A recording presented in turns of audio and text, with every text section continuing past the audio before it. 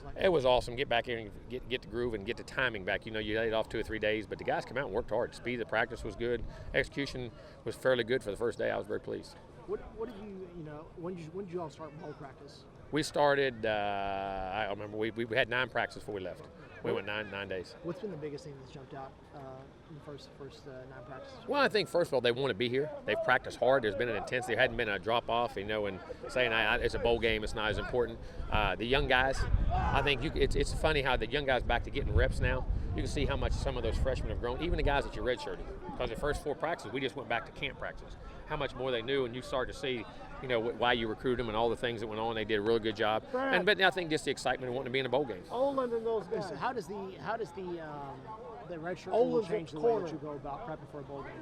Well, it doesn't change the way you prep. I mean, because we're going to always prep the same way. But depending on where your game, how many games you got left in a guy, and what he can do and what he can't do, if he could help you now. Are there any guys that you anticipate? There are. We got a list that possibly could. I don't want to say that right now until we finish up the game plan, but it possibly could. Yeah. I saw OT wasn't dressed out today. Yeah, he had a surgery on his wrist. Okay, so is he going to play? Most likely, I doubt it. He had a surgery on his wrist. They did late, and thought he needed to get some things cleaned up. Who ends up stepping in that spot? Buddy. Yeah, Buddy. Okay. What are your thoughts on surviving the year with as many linebackers as you did? It seems like. Well, I thought we were very smart on how we practiced and how we did things, but also I think it was a testament to their toughness, their endurance, and how they played, and like I say, and a little bit of luck on top of that. Yeah, is this a? Well, we still lost a couple though. We still lost Hines and some of those, and Buddy for a little while. Remember, Buddy was banged up and all of them. But it still seemed like you were able to survive. We did. Yeah. I don't want to do that all again. Right. Good, Gary. How you doing, buddy? Hey, Jimbo. The 7 overtime game. You surprised in any way the public fallout? The ESPN making that the best regular season game of the interest in that, and the Gator Bowl president told me that played a large part into you guys. No, without a doubt. I mean, you go watch that team. You're talking about 2 top 25 teams in the country.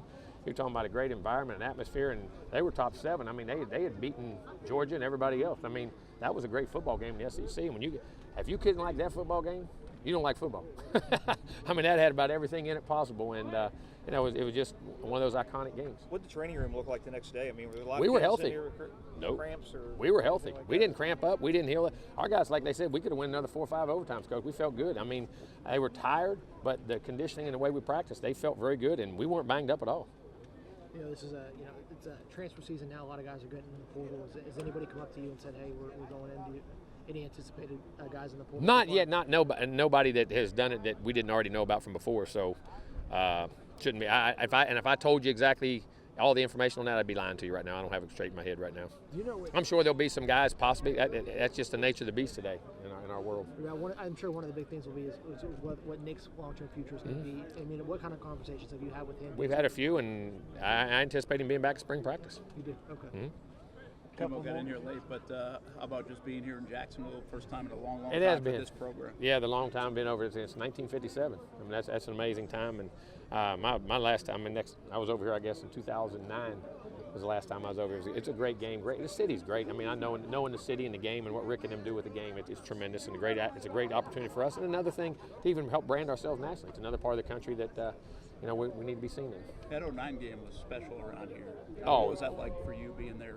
It was iconic. I mean, being able to remember getting off the bus and seeing all the ex-players there for Coach Bowden and what he meant. And to me, that's what coaching is. I mean, all the people you touch in the lives, just winning and losing, but how many people you developed. And there was not a greater gentleman in all of football ever than Coach Bowden.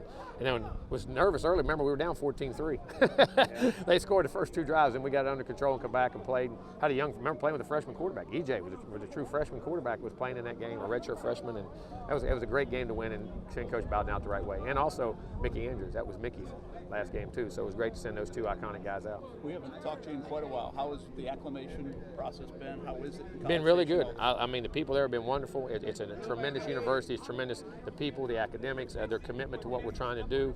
It's just an outstanding place. I'm very blessed to be there and feel very comfortable. Jim, how much of an easier transition offensively with this team to have a guy like Trayvon Williams, who you knew was a proven commodity and was going to durable and was going to do what he did? Well, I mean, to say that, but to go through 1,500, you don't know that. I mean, he did an outstanding job. And like I say, we ended up 20th in the country in offense here, and we were top 20. And for these guys to be the first year of it, I think is a commitment to how dedicated they are, how tough they are, and how much they want to learn, how eager they are to play. This team has had a tremendous attitude. I mean, when you're bringing new things in, it takes a while to adjust, but their attitude, work ethic, demeanor, and who they are as people is second to none, and I think that was a big part of it. And Travion being able to run for 1,500 yards, I think it was third in the country, and do it in the SEC, that's a heck of a year, buddy. That's a heck of a year. Couple more for Coach. We got players for you. Coach, understand Otaro is hurt, may not Yeah, be able to play. yes. If that's the case, what? Buddy Johnson. Buddy Johnson. How big a loss will that be? Do you Oh, think? I mean, it's a loss. I mean, Buddy's played well. That's injuries are part of football. But saying that, Locke is a very good player and had a very good year for us. So,